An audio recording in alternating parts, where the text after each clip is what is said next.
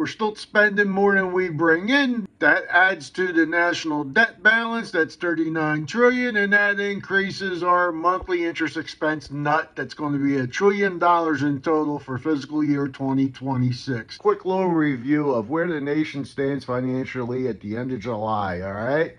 So look, in July, we brought in like $330 billion in revenues, taxes, income taxes, tariffs, etc. But we paid out like $766 billion in expenses. So for July, we got a deficit, spent more than what we brought in, of $432 billion.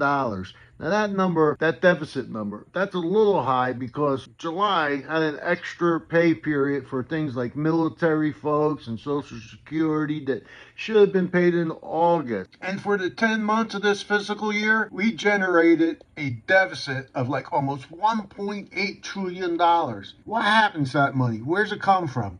It's the national debt. We just keep adding to the national debt. Let's talk about that because it's like $39 trillion now. Where's the action on that campaign promise to reduce the debt? And that debt, we got to pay interest expense on that. We currently pay, or at least in July, we're paying $100 billion a month in interest expense on the national debt. 2 more months to go.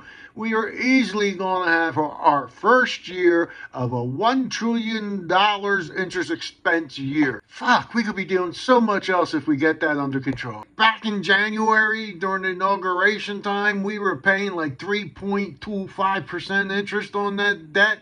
It's up to like 3.88%. That makes a huge difference on the monthly expense. Why is the interest rate increasing on our national debt? 2 words, risk and uncertainty. When risk and uncertainty increases, the people that buy our debt, they want a little bit more of a reward for that additional risk and uncertainty. So there you go, the nation's books as of the end of July. We're still spending more than we bring in.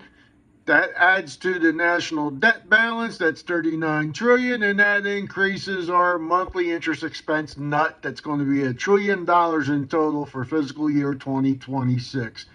Have a great day.